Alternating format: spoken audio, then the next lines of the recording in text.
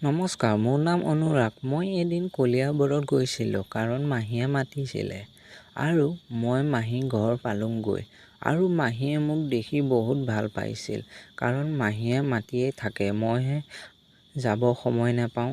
আৰু মাহীয়ে ক'লে, আহিলা অনুৰাগ, আহোঁতে একো অসুবিধা হোৱা নাই নহয়? মই ক'লোঁ, নাই মাহী, একো অসুবিধা হোৱা নাই। আৰু মাহীয়ে ক'লে, আহা অনুৰাগ, ভিতৰলৈ আহা, ইমান দিনৰ মূৰত আহিছা আমাৰ ঘৰলৈ, তুমি মুখ হাত ধুই লোৱা হা, মই তোমাৰ কাৰণে ভাত বাঢ়ি আনোগৈ। অথনি তোমাৰ মহা বজাৰলৈ গৈছিল, তুমি আহিবা বুলি গম পাই তুমি ভালপোৱা গাহৰি মাংস আনি থৈছে আৰু মই বনাই থৈছোঁ তোমাৰ কাৰণে। মই ক'লোঁ, হয় নেকি মাহী, ৰ'ব মাহী, মই গৈ আছোঁ। আৰু মই ভাত খালোঁ। মাহীয়ে বনোৱা গাহৰি মাংসখিনি বহুত ভাল লাগিছিল, সেইবাবে আৰু কেইটামান ভাত লৈছিলোঁ। কিন্তু কি হ'ব, মাহী ঘৰৰ ওচৰৰ এজনী ছোৱালী আহিছিল, মই লাজতে খাবই নোৱাৰিলোঁ। তাইৰ নাম হ'ল পাহি, দেখিবলৈ বহুতেই ধুনীয়া, বয়স প্ৰায় 22 বছৰমান হ'ব, একেবাৰে ফুল কুমলীয়া। তাইক দেখি মোৰ পেটলৈ ভাত নোযোৱা হৈ গ'ল আৰু মাহীয়ে ক'লে, পাহি আহিলা? আৰু তাই ক'লে, খুৰী, কথা এটা ক'বলৈ আহিছিলোঁ। মাহীয়ে আহা বহাহি, ভাত খাবা আহা। আৰু তাই ক'লে, নেখাওঁ খুৰী, মই খাই আহিছোঁ।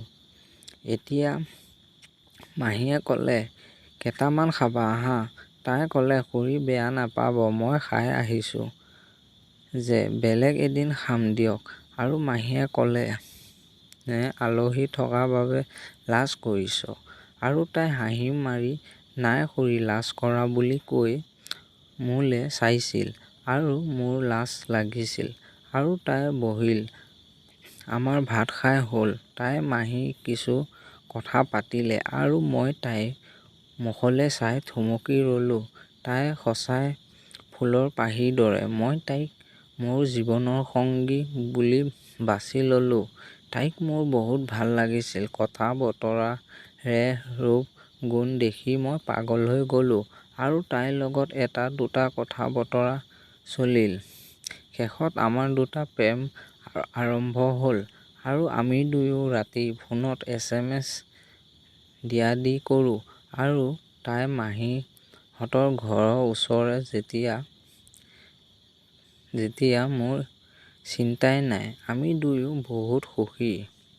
সেই কথা মাহীয়ে গম পালে আৰু মোক মাতি নি সুধিলে।